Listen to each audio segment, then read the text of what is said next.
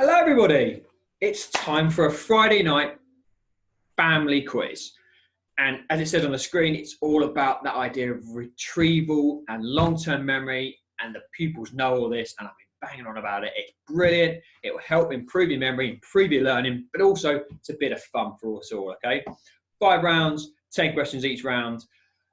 No prizes necessarily, just the pride of being the winner, but also let us know your score, email it into your yearheads, and we can share that with everybody. Okay, merits and smileys all around. So round 1 is geography. It's my personal favourite, as I'm sure you're all aware. Let's go. So, question 1. How old is the Earth according to geographers? 200 million years, 4,600 million years, 700 million years, or 4.6 billion years old? And question 2. How might you classify these countries? Sudan, Somalia, and Indonesia. Have a think. Give you a little bit of time. Not too long. Moving on then. 3 and 4. What can be created when tectonic plates move? Hurricanes, earthquakes, landslides, or sinkholes? And what moves the tectonic plates? Is it cold air? Is it strong ocean currents? Is it heat from inside the Earth? Or is it heat on the Earth? Have a think. I'm going to have a drink. This is thirsty work already. Ridiculous how thirsty work this is. Right. That's 3 and 4. 5 and 6. What are the 2 ways a river's mouth can meet the sea? Is it a delta and confluence, an estuary and delta, an estuary and oxbow lake, or meander and floodplains? And which biome is the UK part of? The deciduous biome, the alpine biome, the tundra, or the rainforest? Maybe have a look outside, give you a little bit of a clue. I think, which biome are we part of? Well, what's a biome, first of all? Right. 7 and 8 coming up. What is the name given to the process of water wearing away rocks? Condensation, transportation, infographic, or erosion? And which of these countries has the highest population? France, Israel, Indonesia, or South Africa? Have a little think, which of those do you know is the highest population, or is it going to be an educated guess based on prior learning? And then we move on to 9, and this picture-in-picture thing's amazing. Keep looking at myself though. 9 and 10. Which of these is not a fossil fuel? Coal, oil, hydroelectricity, or natural gas? And number 10, what words are missing from this map reading rule? There's a rule for reading maps, OS maps specifically. What words are missing from that rule? I'll give you a bit of time to think. You can even pause this to have a think, actually, really. Which words are missing from the map reading rule?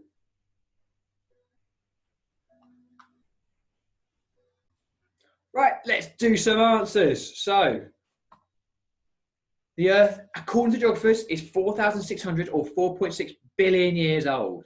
Okay, they just date some rocks actually in Australia. Those countries were LICs, low-income countries. We classify them as LICs, HICs, and NEEDs. Earthquakes are created when tectonic plates move. Heat from inside the Earth, we call convection currents. They move the tectonic plates. And number 5, it's an estuary and a delta is how a river's mouth meets the sea. And 6, deciduous biome, where trees lose their leaves. Erosion is the wearing away of rocks by water. Indonesia has 274 million people. Hydroelectricity is not a fossil fuel. It's a renewable energy source made by water.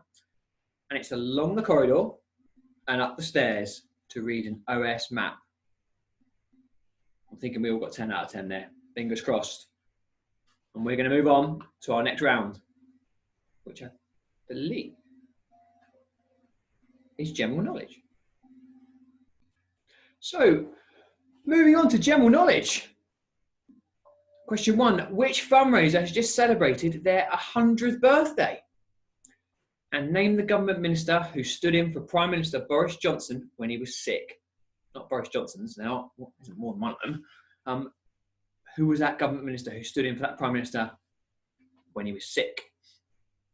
Number 3, which leaf reportedly helps with stinging nettle stings, especially if you've been walking in the rural areas recently? What is the world's largest land mammal? And what does a Geiger counter measure? So there's 5 questions for you there. Have a drink. Which fundraiser has just celebrated their 100th birthday? Which government minister stood in for Boris Johnson when he was sick? Which leaf reportedly helps with stinging nettle stings? And what is the world's largest land mammal? And what does a Geiger counter measure? Have a chat, have a discussion. Someone knows these answers in your family, probably, around with you now, can help you out. Give it a couple more seconds on that. And then we'll move on to our next 5 questions on general knowledge. Not great with general knowledge, more geography. And a bit of science, a bit of sport. Randomly history, baby. Right, number 6. Who was the US president before Donald Trump? Bodhran, conga, and snare are all types of what musical instrument? Number 8. How many months of the year have 28 days? Number 9. Which of the 7 dwarfs was beardless? And number 10. Which metal is normally found in a liquid form and can be part of a thermometer?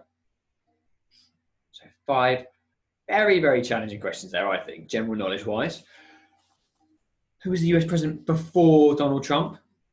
Conga, snare, and I'm going to say Bodhran. I'm sure Miss Parsons will pick me up on that, hopefully, so I can learn what the right name is. Are all types of what musical instrument? How many months of the year have 28 days? Which of the 7 dwarfs was beardless? And which metal is normally found in a liquid form and can be part of a thermometer? So you can pause here if you want to, keep them up, have a think. Get some answers written down. All right, let's go through some answers. Right, let's do some answers, shall we? Captain Tom Moore was 120 million he raised. Unbelievable. Dominic Raab stood in for the Prime Minister when he was ill. A dock leaf apparently helps with stinging nettle stings. I don't know what a dock leaf looks like, so I'll just be grabbing other stinging nettles, it feels like.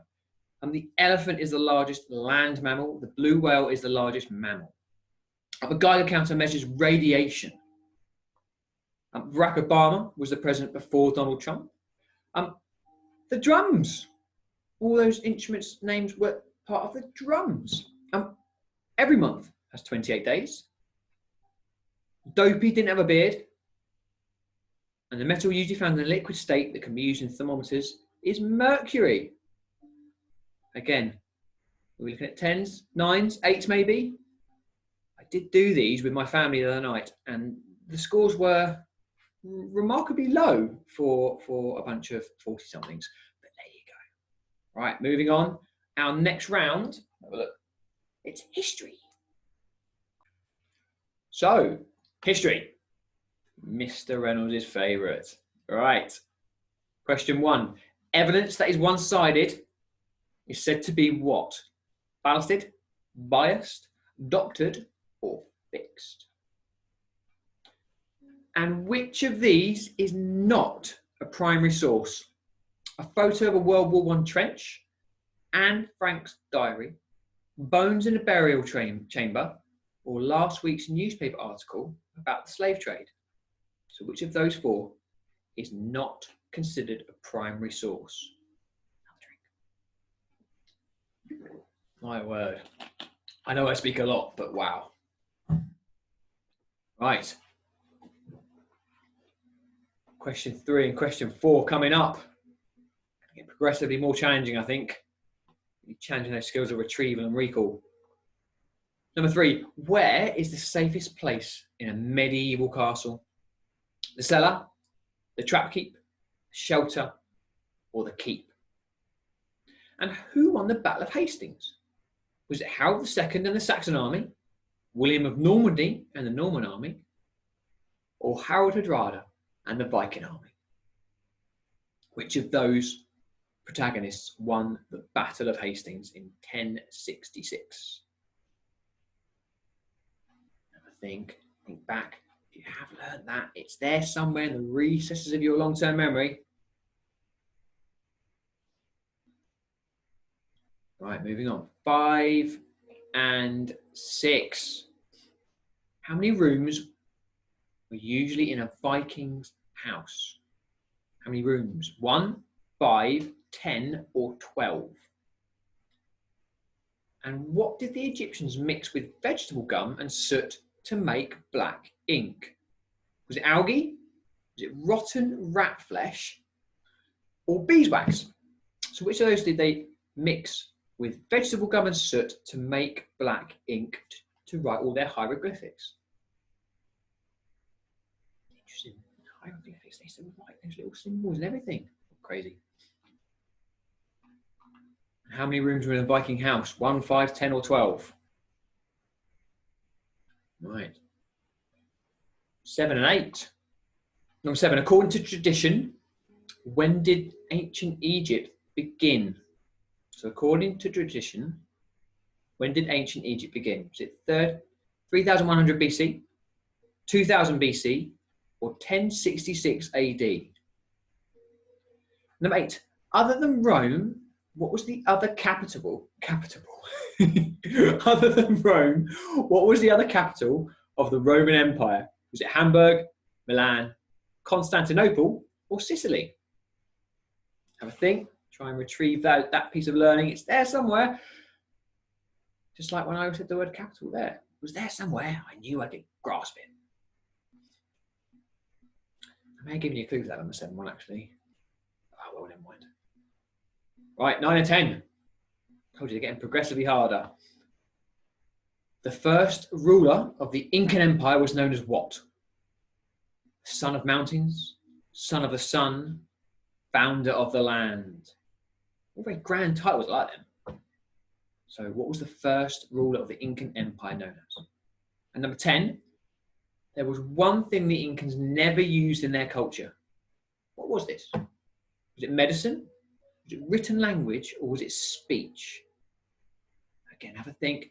What was the one thing they never used in their culture? Can you remember from lessons?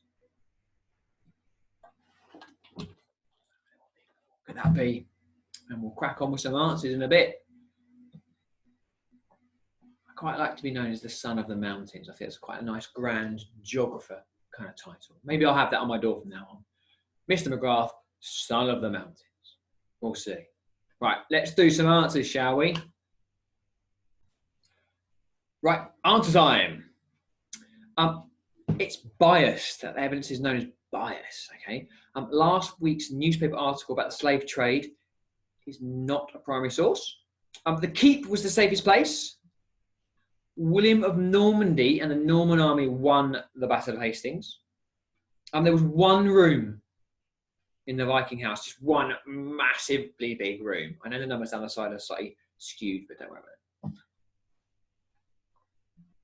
Beeswax was mixed with vegetable gum and soot to make black ink. According to tradition, it was 3100 BC was when ancient Egypt began. Constantinople was the other capital of the Roman Empire. And the first Incan ruler was called Son of the Sun. Written language. The Incan Empire has never had written language, which is why it's very hard to find verified accounts of their history, because they didn't write anything down. And for some reason, I've doubled up on those answers there as well. But there you go. There are your answers. Pause it here if you want to make sure you get them down, but hopefully, fingers crossed, we're looking at 10s again. And we're moving on to our next round, which I believe is literature. Right, here we go. Some literature questions for you. Number 1, in The Boy and the Girl's Bathroom, who is the new student introduced to the class by Mrs. Ebel? Number 2, who wrote the novel Coraline? Again, I don't know why those numbers have gone all weird down the side, but ignore them. Number 3, how many lines are in a sonnet? 10, 12, 13, or 14?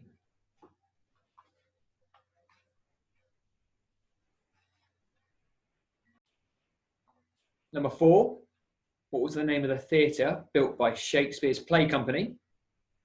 And number 5, in which war was Michael Morpurgo's novel Private Peaceful set? You also notice that I managed to use my considerable skills to change the numbers down the side. Look at that. Investigation, watching a YouTube video about how to do this, and it worked. So there you go, 5 literature questions for you there. 1, in The Boy in the Girl's Bathroom, who is the new student introduced to the class by Mrs. Ebel? Who wrote the novel Coraline? How many lines are in a sonnet? 10, 12, 13, or 14? What was the name of the theatre built by Shakespeare's Play Company? And in which war was Michael Morpurgo's novel Private Peaceful set? I think, again, they're going to get progressively more challenging as we go through. Got a little bit of Shakespearean knowledge here, a little bit of knowledge about modern day text as well. Things I've been reading in year 5 all the way to year 8. Really good stuff. Right, moving on. Number 6. Which poet wrote Dulce Decorum Est? So which poet wrote Dulce Decorum Est? And number 7. What is the name of Romeo's best friend in the Shakespearean play Romeo and Juliet? Is it Tybalt, Paris, Mercutio, or Benvolio? So who is Romeo's best friend? Number 8. The Beautiful Lake is an example of what type of literature method? So the Beautiful Lake is an example of what type of grammar literature method? Number 9. The sea monster should go away. Where in this sentence is the modal verb? So the sea monster should go away. Where in this sentence is the modal verb? Number 10. In the novel The Iron Man, what creature did the Iron Man have to battle? So in the novel The Iron Man, what creature did the Iron Man have to battle? Now they are quite challenging literature questions, but hey, it's not worth doing, it's not hard, I think. So which poet wrote Dulce Decorum Est? What is the name of Romeo's best friend in the play Romeo and Juliet? Tybalt, Paris, Mercutio, or Benvolio? The Beautiful Lake is an example of what type of grammar method? The Beautiful Lake is an example of what type of grammar literature method? The sea monster should go away. Where in that sentence is the modal verb? And in the novel The Iron Man, what creature did the Iron Man have to battle? I need more water. I mean, like I said, I can yabber on like the best of them, but wow. Right, I think it's time for some answers. Right, answer time for literature. Jeff Fishkin was introduced by Mrs. Ebel to the class. Neil Gaiman wrote Coraline. 14 lines in a sonnet. Sonnet 30, when the sessions of sweet silence thought. It's a beautiful sonnet. It's about someone agonising over old age. Very good, sonnet 30. Sir Patrick Stewart's actually reading all these sonnets at the moment on Twitter. The Globe was the theatre built by the Shakespeare's Play Company. Michael Morpurgo's Private Peaceful, which is a brilliant book, was set in World War I. Wilfred Owen, very famous war poet, wrote Dulce Decorum Est. Mercutio is Romeo's best friend, and Benvolio is his cousin. It's an expanded noun phrase. So you have a noun phrase and you expand that with that extra word in. Should is the modal verb here, as it indicates the likelihood that the sea monster going away. So the sea monster goes away, the sea monster should go away. That's a modal verb. And the Iron Man battled an alien dragon. I mean, that sounds absolutely brilliant. An alien dragon he battled. And then he won the battle and he could direct the alien dragon what to do, if I remember rightly. Very good film, The Iron Man, as well. Right, moving on. final round then, science and nature. Right, science and nature, here we go. Question 1, which of these is not part of a flower? The stamen, the sepal, the stemma, or the stigma? And what is another name given for the jawbone? What's another name for the jawbone? Number 3, what is the largest internal organ in the human body? Is it the liver, the heart, the skin, or the lungs? And number 4, which force is between two surfaces that are trying to move past each other? Which force is between two surfaces that are trying to move past each other? Right? Oh, so distracting having me there and a camera there and the words there. But hey, what's going to happen behind me? I wasn't sure that was going to work, but hey, we'll work something out. Right, next, a couple of questions. Remember, if I'm going too fast, you can pause the YouTube video and look at them then, can't you? Right, what is the name given to the movement of a substance from a low to high concentration? Sorry. What is the name given to the movement of a substance from high to low concentration? It's me reading and my face in the way. Number 6, which of these is the most abundant, so found in large quantities, element in the universe? So which of these is the most abundant element in the universe? Is it carbon, oxygen, hydrogen, or nitrogen?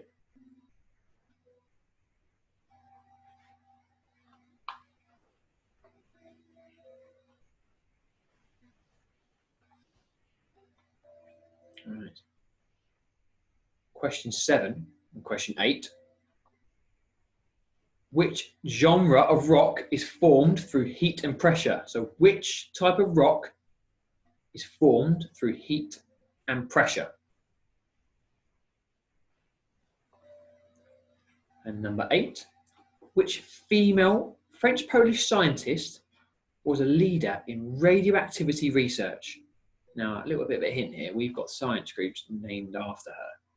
So which female French-Polish scientist was a leader in radioactivity research and won a Nobel Prize for it?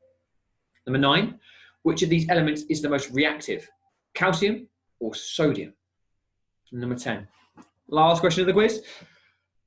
What number on the pH scale is neutral? So what number on the pH scale is neutral?